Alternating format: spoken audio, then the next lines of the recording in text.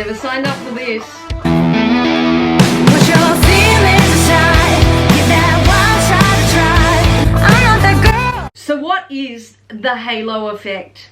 Do looks matter? Do we see physically appealing people through rose-coloured glasses? I'm Sharon rolling out my weekly dose of unapologetic candidness. If you want to hear more about the halo effect and how it affects your daily life from my straight shooting perspective, then keep watching all the way till the end. And if you'd like to help my channel grow, I'd appreciate it if you hit that subscribe button too. The halo effect is basically our overall first impression of a person, typically derived from our cognitive bias of quick summations. We pretty much unconsciously sum someone up from the first moment we lay eyes upon them. And same goes with them for us. Basically, the way they look, the way we look is where it begins. They will be making their own assumptions about us based on what they can see or whom we show them we are. Now, this can work for or against us in any scenario. Somebody's impression of us will most likely either be positive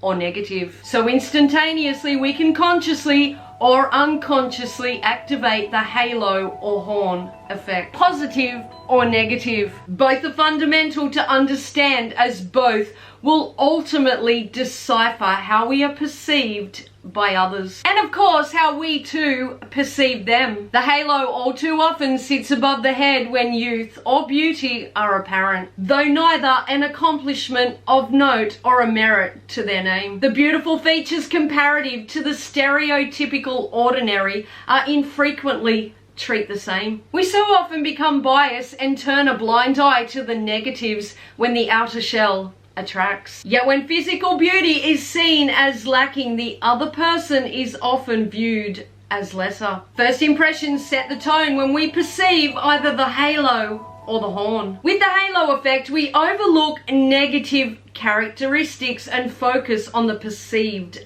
good. The horn effect blinds us of the good that lay within. We focus on the negatives and treat them as though they are less. Judging one by their outer shell is a knee-jerk reaction for many. A favoritism chain effect that's wrong and terribly unfair. People tend to glorify beauty. The aesthetically pleasing stand on their podium waving to the ordinary. But what when there's no substance, just merely a fucking show? We can all use the halo effect to our advantage. We all want to make good impression on others, not always particularly physically, but in general. The better we appear, the more competent and capable we present. The more others will value and trust our abilities. This is why people are often lured in and fooled by the halo effect too. When one is proficient at impression management and knows exactly how to present to tick all the right boxes with the other. Many a person has been lured in by those who use the halo effect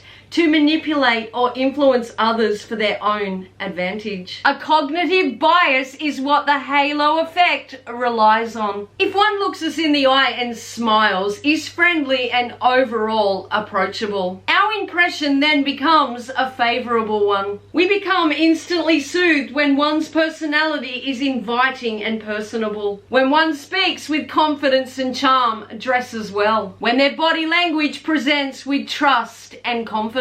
These people then fast become what we consider worthy of our time and attention. We are all forever having these perfection stereotypes shoved down our throats. We look to celebrities, influencers who are more often than not merely presenting unrealistic ideals. Manipulated imagery, manipulated highlight reels of so-called perfect lives. Manipulated personalities and character traits. We from a very young age are fooled into the bias that if one is beautiful, they must be a good person. But when one is flawed, unattractive or less attractive, that they are not of the caliber, merit or worthiness of the beautiful. We often overlook one's personality and character traits for what we can see with our eyes, as opposed to what we feel in our gut or our heart. It's the same with how people will judge you, how people will judge me. My whole life, people have perceived me a ditzy, dopey blonde. I was often told I wouldn't know my ass from my elbow from those that should have built me up. My obtuseness was so readily believed for such a long time. I fed into that and believed I had nothing to offer. But I have since learned it can prove a very powerful weapon when people underestimate you. Only last week, a random woman wrote on my TikTok where I share my YouTube trailers. They say blondes are dumb and you just proved it. Of course, this just made me laugh as I am strong enough now in my own worth to see that this said everything about her own perceived detriments and fuck all about mine. Never argue with a fool, and to make assumptions like that of someone you do not even know is a fool's game. My point is, most people will weigh us up based on their own perceptions, and more often than not, those perceptions are way off the mark. We are all subjected to some sort of stereotype or another, and most people, whether they admit it or not, judges books by their cover. Seldom few of us are judged by our personality straight off the bat, our achievements, our merits. The halo effect dominates our first impressions, but we can definitely try to overcome this behavior. I've learned with age to look beyond the superficial and read people based off of their energies. When people live up to that halo effect and are just as beautiful inwardly as outwardly, or vice versa, the kinder, more outgoing, bubblier demeanor, the more attractive they will instantly become. I do not care how beautiful one appears outwardly or not. They're a good person, they're a good person. If they're a shitty person, they're a shitty person. Beauty is in the eye of the beholder. What some perceive as attractive, others may perceive as unattractive. But one way to be more attractive, in my opinion, is to shine from within. It's almost like thinking fast and slow at the same time when we meet new people. It's like having so many tabs open at once on our computer, trying to process all the visuals they're presenting. And each and everything we try to take in to process, the formula that is the very essence of whom they are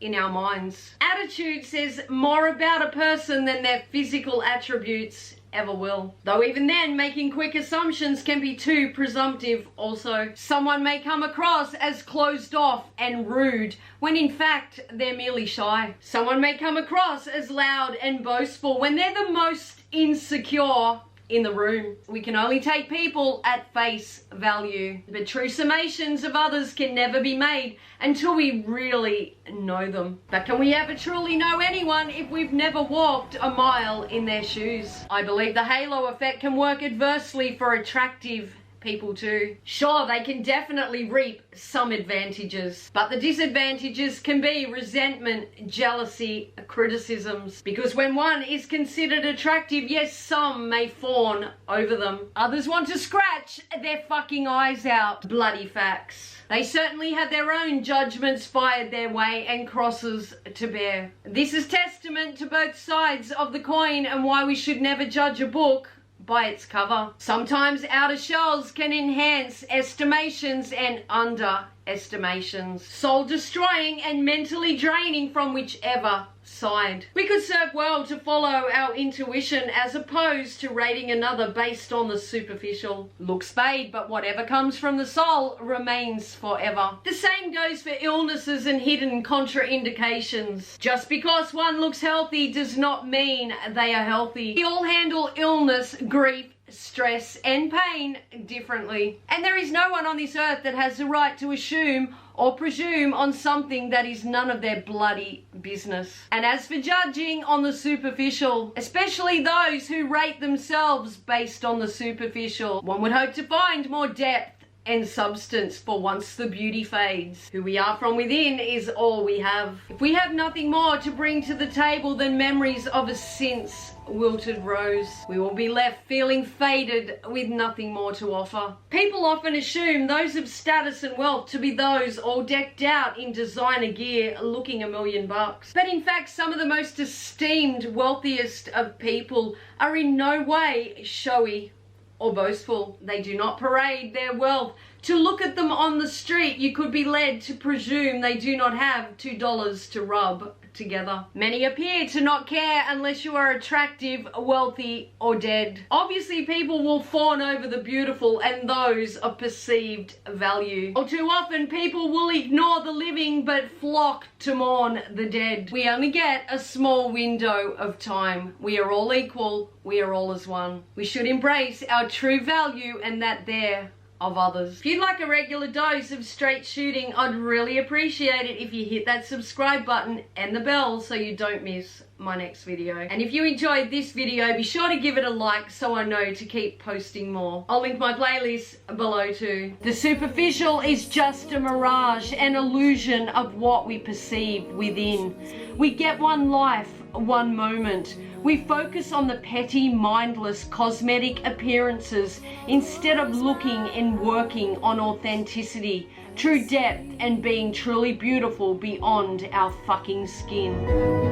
That beauty lives in me too. Break out of your shell.